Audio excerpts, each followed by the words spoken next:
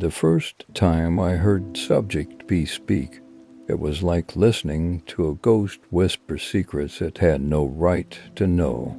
We were running separate trials to isolated chambers, to participants, zero contact. The study was simple: integrate artificial memory modules into the subconscious and observe the neural adaptations.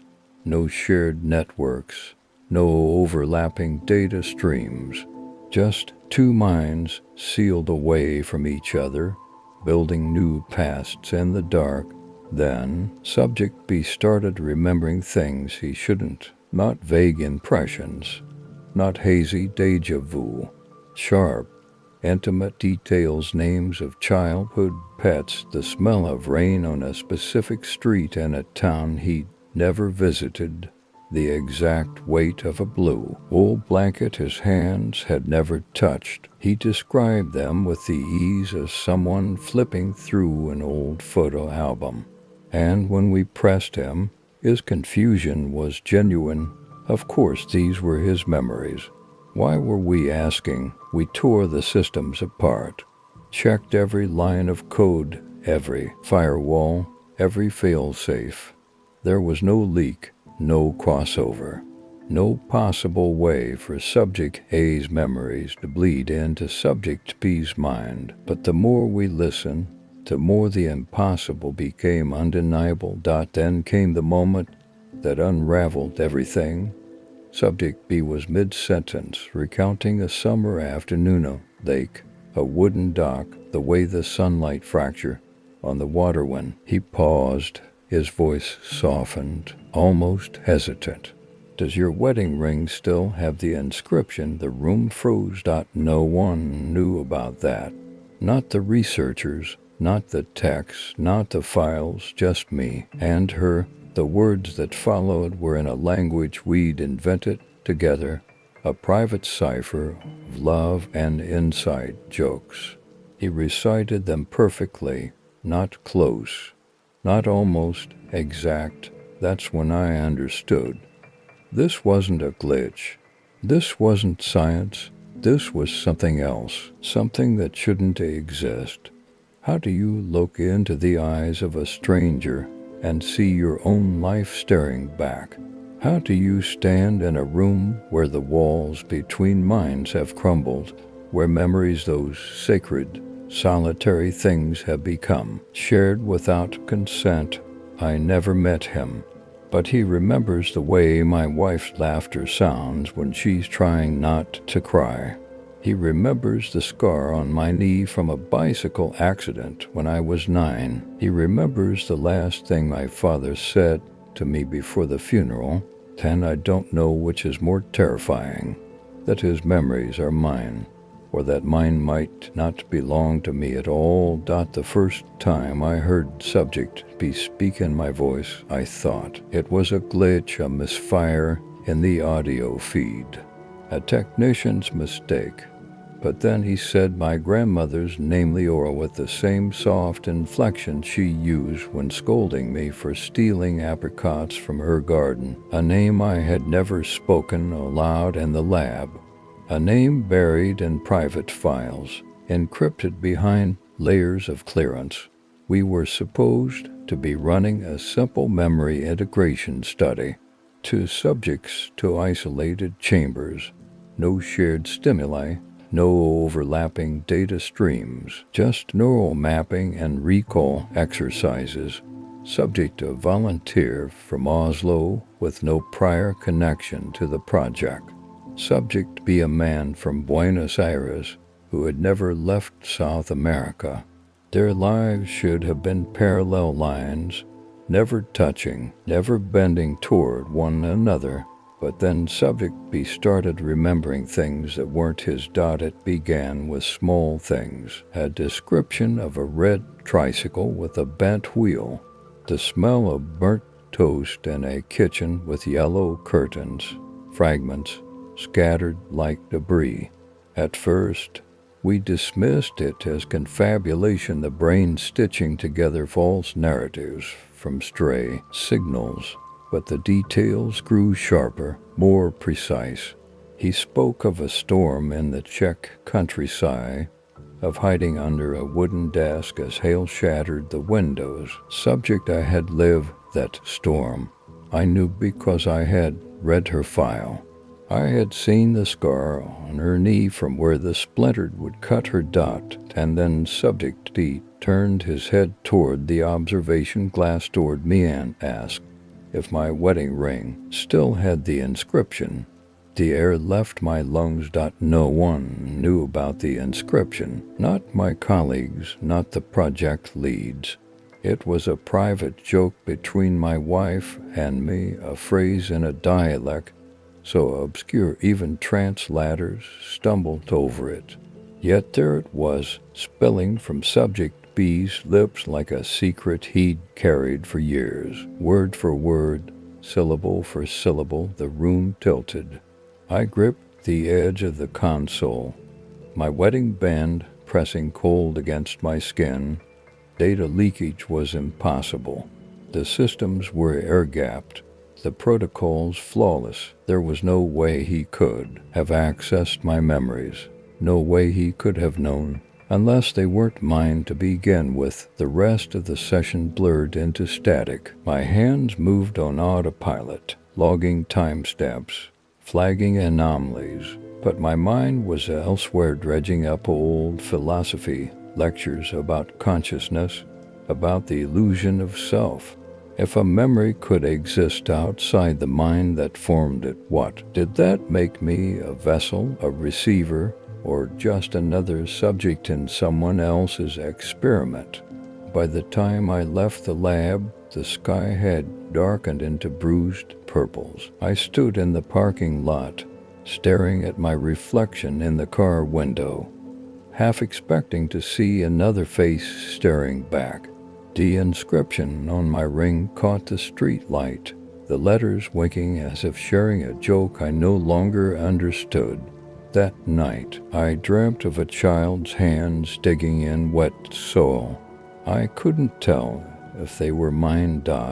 And when I woke, the taste of apricots lingered on my tongue. The first time Subject B spoke of my childhood, I laughed, not out of amusement, but reflex, the kind of laugh that claws its way out of your throat when reality tilts just enough to make you question your grip on it. You used to hide under the oak tree during storms, he had said, his voice steady, matter of fact.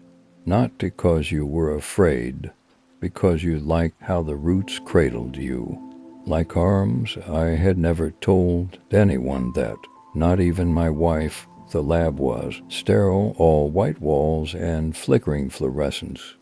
But in that moment, it felt like the air had been sucked out of the room. My pen froze mid-sentence on the observation log.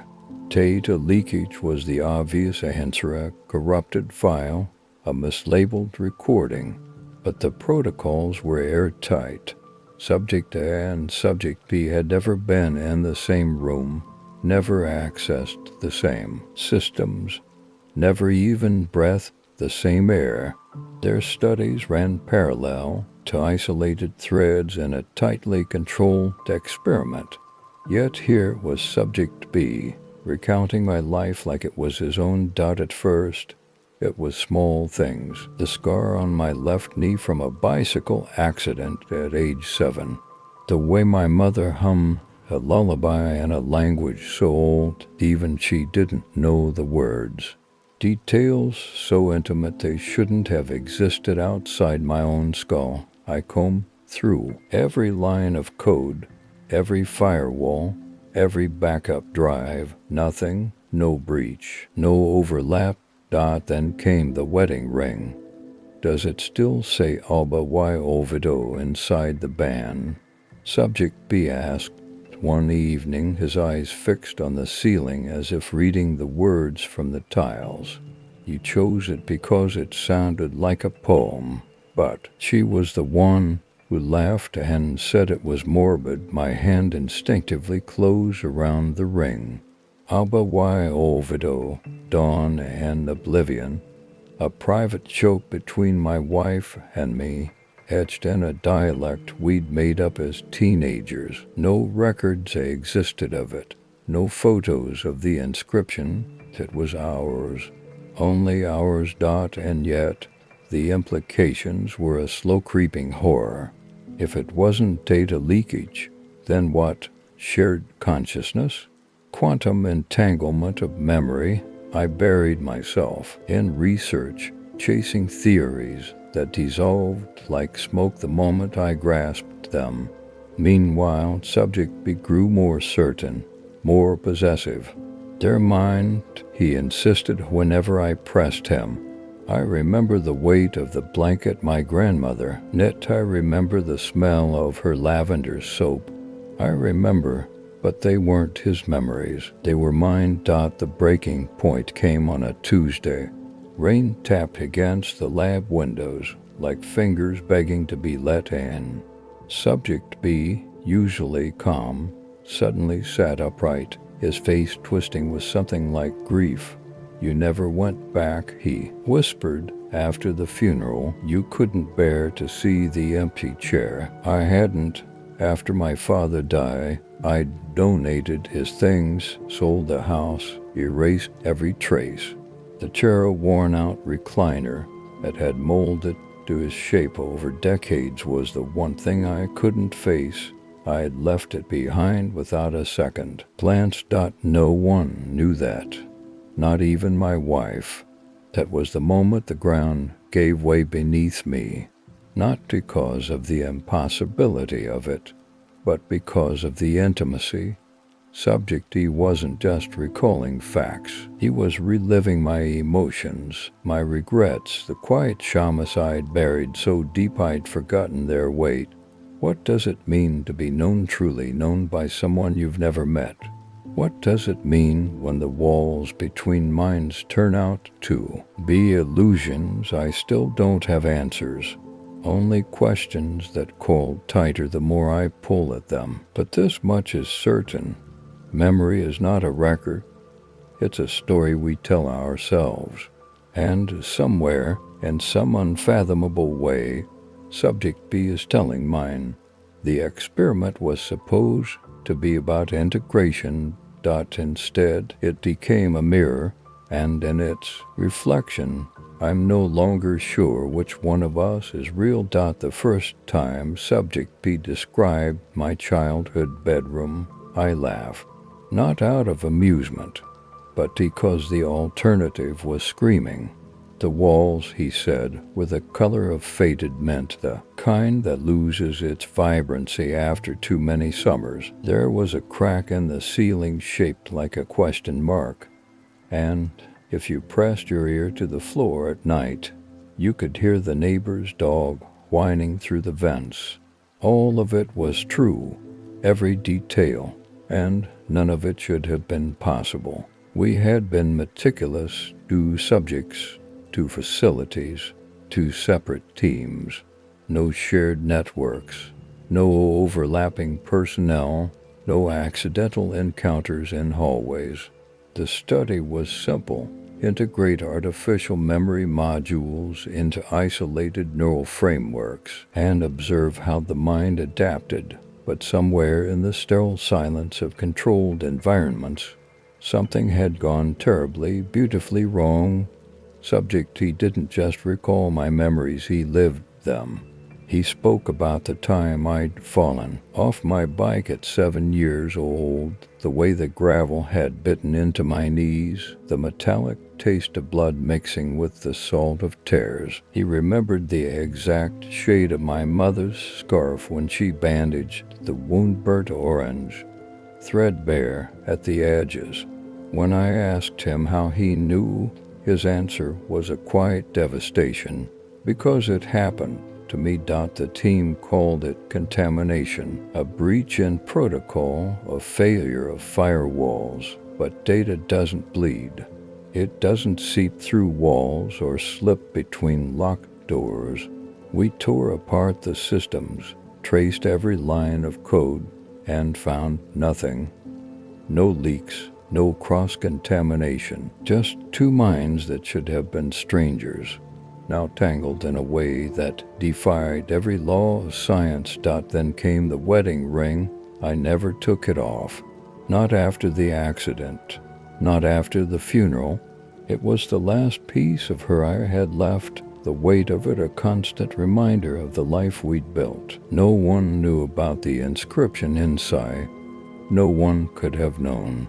We'd made it up in the back of a diner at 3 a.m., her laughter warm against my shoulder as she scribbled nonsense words onto a napkin, a secret language for love too big for ordinary words. When Subject He mentioned it, my world cracked open.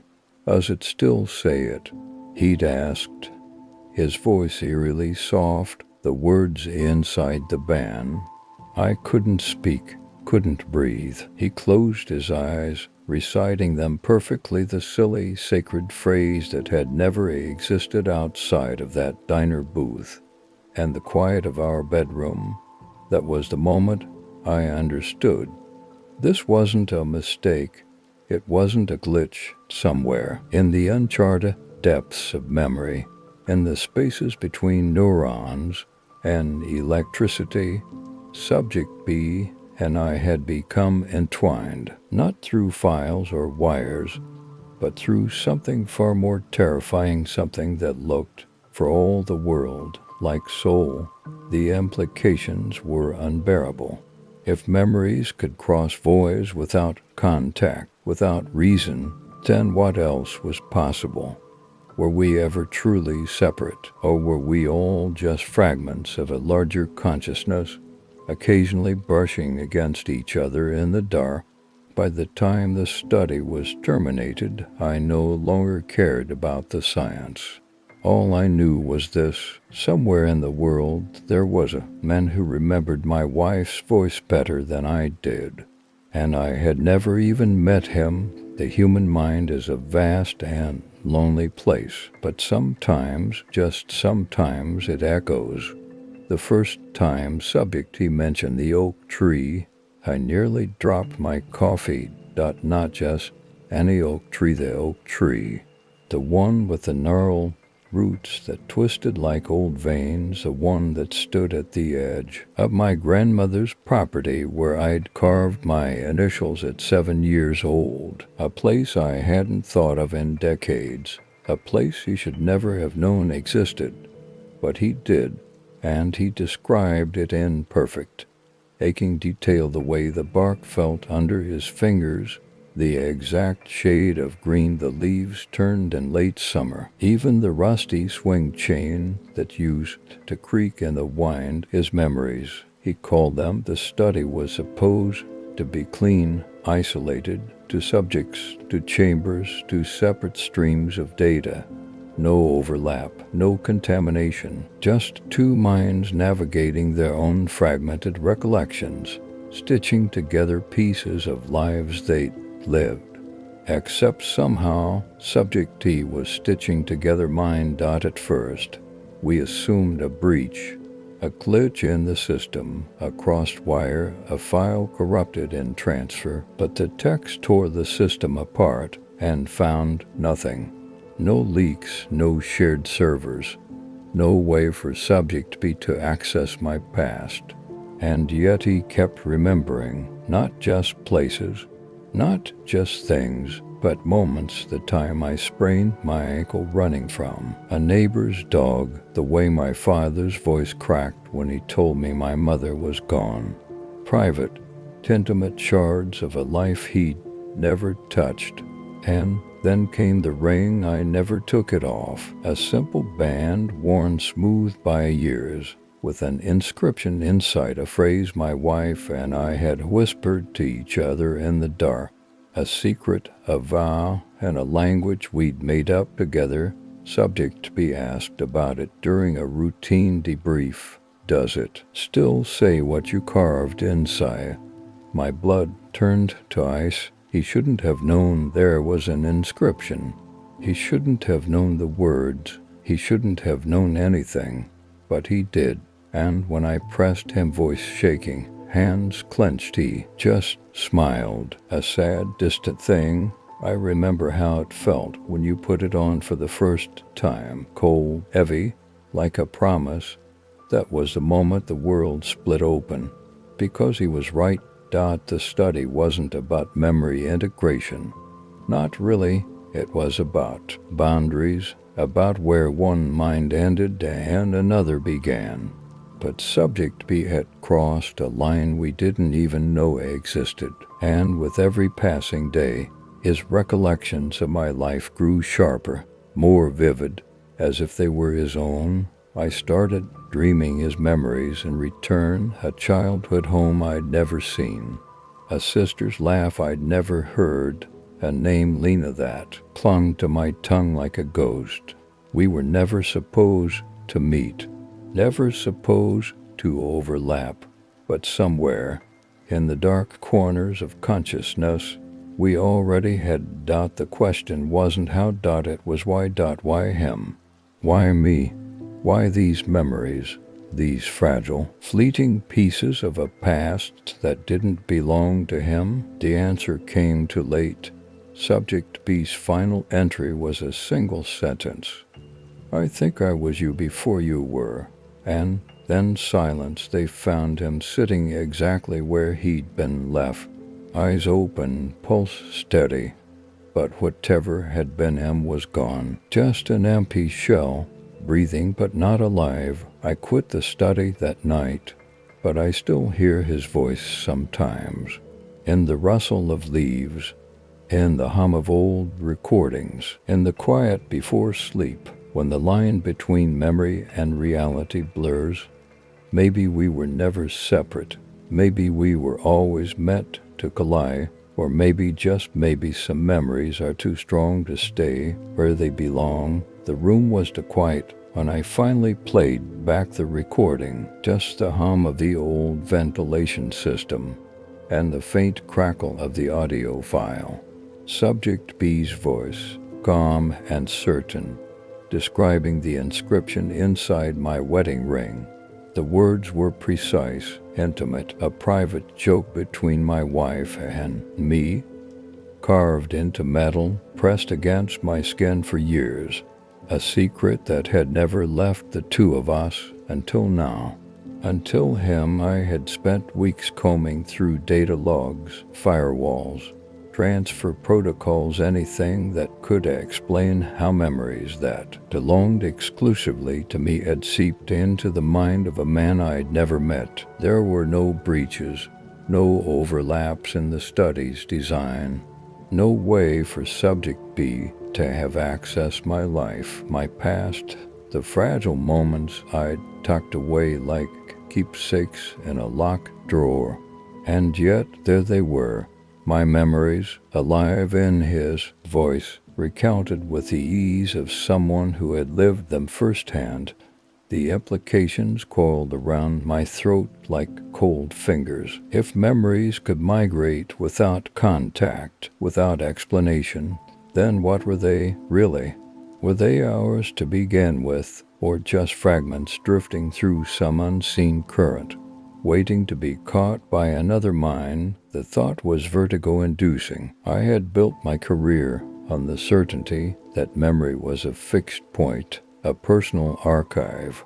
Now the ground beneath that belief had fissured, and I was staring into the abyss of something I couldn't name. Then came the question that unraveled me completely. Subject B, in one of his final sessions, had paused mid-sentence, his brow furrowing as if straining to hear a distant sound.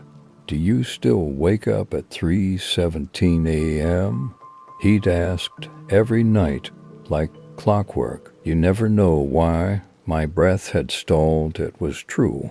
A habit or a curse I'd never disclosed to anyone, not even my wife. There was no record of it, no possible way for him to know. And yet he did. The study was shut down shortly after. Officially, it was labeled inconclusive. Unofficially, it was buried. Too many questions. to few answers that wouldn't shake the foundations of what we thought we knew about consciousness. But in the silence that followed, I couldn't escape the haunting truth. Subject, he hadn't just accessed my memories. He had lived them, felt them, carried their weight as if they'd always been his. And that left me with a terror far deeper than data leakage or scientific anomalies. What if we're all just vessels? What if the moments we cling to, the first kiss, the childhood home, the whispered promises in the dark, aren't truly ours, but echoes passing through us, transient and borrowed? The idea that memory might be fluid, inured from the self, is a loneliness I still can't shake. Because if even our past isn't ours to keep, then what in this vast and indifferent universe ever really is? I never met Subject, not face to face, not in any way that should have mattered. And yet he knew me in ways no one else ever has. He remembered the scent of my grandmother's perfume, the exact shade of the wallpaper in my first apartment, the way my chest ached the night before I left home for good. He carried these things inside him, not as stories he'd heard, but as his own, as truth. Sometimes, in the quiet hours before dawn, I wonder if he's out there somewhere, staring at the ceiling at 3:17 a.m., caught in the same sleepless rhythm. I wonder if he thinks of me too, if he ever feels the ghost of my life threading through his like a shadow he can't shake. And most of all, I wonder if in some other room and some other study, there's another version of this story playing out. Another pair of strangers, bound by memories that don't belong to either of them. The experiment ended, the files were sealed. But the question remains, lingering like a half-remembered dream. If a memory exists and to minds, but only one life was lived, whose memory is it, really? Maybe none of us. Maybe all of us. Maybe we're just echoes, after all.